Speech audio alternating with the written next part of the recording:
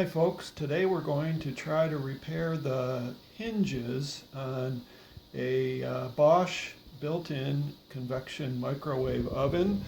The hinges are on the bottom of this door, and they have the spring has broken on it, so we're going to try to see if we can replace those hinges.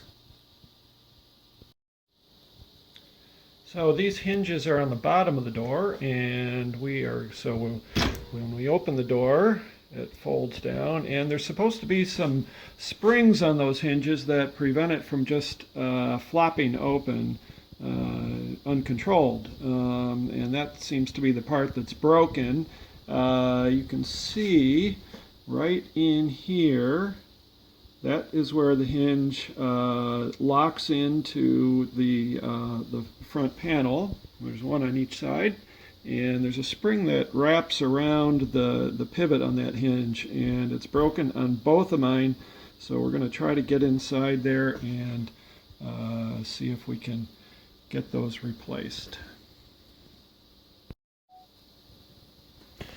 So I found a blog that suggested making some little blocks of plastic, or in this case I made it out of wood, 5 millimeters thick, 30 millimeters square. And what this helps with is if you put this right down into the slot down below the hinge, then it makes it a lot easier to pull the door off of the front. So I'm going to put one on each side, and then that helps lock the hinge in an open position, because it takes a little bit of finessing and wiggling to lift the door and get the hinge out of this capture mechanism that's in here for that hinge. And so I'm going to put one on each side, and then we'll give it a try. So I was able to get the door off, and sorry I couldn't show you that, because it definitely was a two-handed operation to do that. And you can see, because of the funny notches that are on the part of this hinge that connects into the panel, the front panel, you have to lift the door on both sides to release it from this bottom notch, and then rotate the bottom out, and then you can pull it back down again to release the top notch. It's kind of a tricky process, and it's probably going to be interesting to put this back together when I'm done. But now what we have is the door is off, and those are the notches right there that those hinges slid into. Now we'll see if we can get the panel off the inside of the door. And what I'm told is that by working a putty knife or something thin and flat into this plastic notch right here, we want to get this plastic inner panel off. And so that'll be the next part of this. So I have an assortment of putty knives, and I am going to just gently try to work my way all around the inside of this panel with a putty knife, and see if I can very gently ease this plastic panel off the inside of the door. Well, I'm back after about a half an hour of careful prying and prodding with some various putty knives and screwdrivers. I finally was able to get the the inside plastic cover off, but unfortunately not without breaking a bunch of the tabs that hold the plastic piece in. So if you look here at the inside, you can see several of these hooks that get caught inside some tabs in the metal front to the door, but unfortunately some of them have broken off. This one on the end actually is broken. The worst part was the top of the door. You can see almost every one of these hooks has broken off. That one's broken, that one's broken, that one's broken, and I'm not sure that they're going to hook back on the way they're supposed to. I mean, there might not be enough left in there to hold that inner panel on. So I'm going to order a new inner panel before I finish this job. I also discovered that it turns out that I only have one broken spring. This spring right here is broken, but it seems that the left side is still good. This is very tight. That's a tight spring, so that's still okay. I think the inside of the door is okay. No damage to that.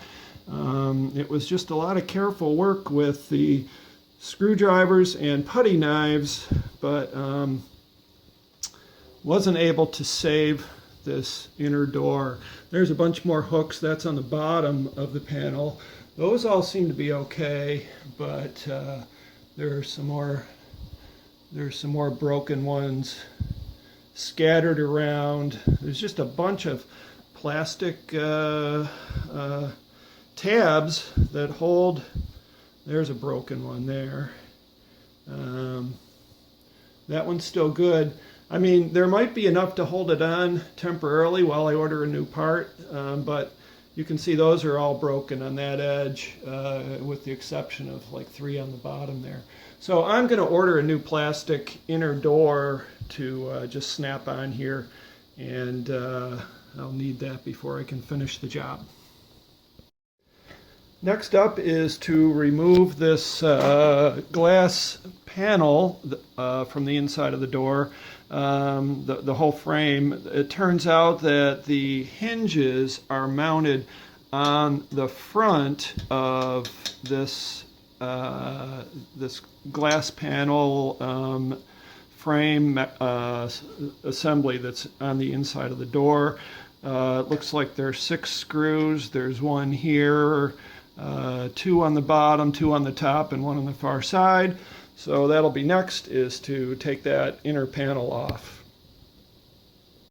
So I've got these 6 perimeter screws out now, and so this inner assembly should be able to just come right out, and yes it does. Flip it over, and there we have access finally to the screws that hold on the 2 hinges.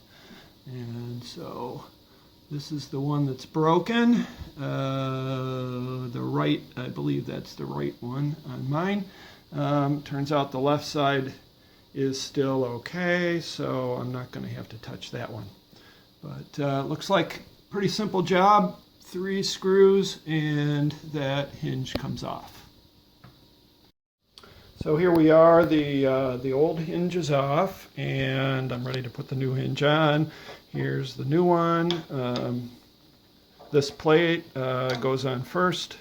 That comes with it, but I'm just going to reuse the old one. Nothing wrong with that plate. So then this just flips over, and 3 screws will install that back in place. So the new hinge is back on, and now I'll flip the whole assembly over, and 6 screws back in. So the hinge is back installed again, and the panel is flipped back over, and time to put those 6 screws back in now. Here's the new hinge. I will use some vice grips to pull that hinge down and install the wooden panel, just like I have down here on the one that still has a good spring. That'll make the installation of the door back into the frame of the microwave a lot easier. So I'll be doing that over here. So I snapped on the inner panel. It turns out I had roughly about half of the tabs, the original tabs there. About the other half were broken. But you know, it seems like they have it's snapped in pretty tight. I've got a really good seal along the edge, and I might just try to use it like this for a little while anyway. See if it starts to flap at all, I can easily reorder that part, take this one off again, and put it on. So you see, I still have the pieces of wood in there that hold the hinges open. That's going to be necessary for when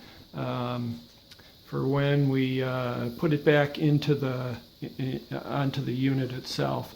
I also took off. There's a piece of plastic on the bottom here, just 3 screws hold that on. I probably didn't really need to take that off, but it was simple, and I'm going to put that back on. Next step is to get this rubber seal back into the slot here, and I'm going to try to do that with just a really thin putty knife. So we'll see how that goes next. So to get this seal in there, I am using a combination of a small screwdriver and a thin putty knife. There's a lip right here on the inside of the seal that you can kind of grab into, and that allows you to push the seal right down into that little slot. So that's the method that I'm using. When you get to the corners, you have to kind of finesse it a little bit with a screwdriver. And so sometimes just pushing a screwdriver in right along this edge here lets you just kind of tuck that seal right in. And I'm going to continue that all the way around the entire glass door area there.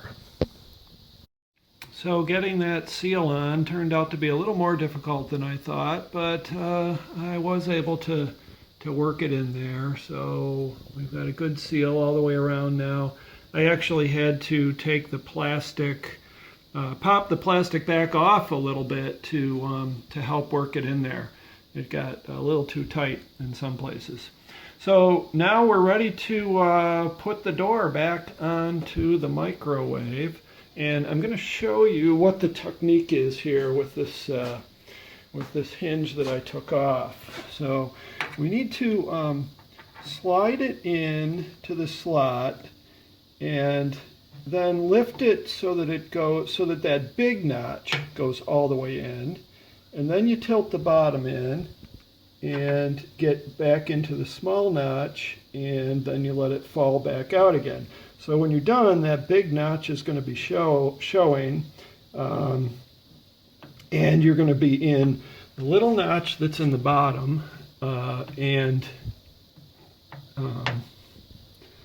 it'll be locked into place. Now it's easy to feel like you're not you're in the right place when you're really not. So you see there's a notch in the bottom, and you definitely want to be into that notch, and then it'll be leaning against the back of this face right here. But in order to get it there, you have to get it into this big notch. So I'll show you that one more time. Go all the way up into that big notch, and then slide it back just enough to get that lower notch in. And then it sits down like that. So that's what you're after in the end. So here we are with the door back in place, and all that's left to do is take out these wooden blocks, and you know, they really were a big help. It's really the only way that you can get the hinges back into that notch, is if you have those blocks in there to hold them in an open position. So there we go. Both of them are in their final position. And if they are right, then the door should close properly. And there we go. I guess we can take off this tape that now says open gently, because we don't now that we have that fixed.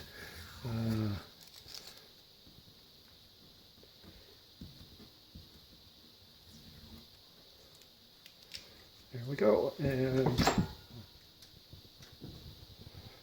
hinges are done. That's it. Thanks for watching.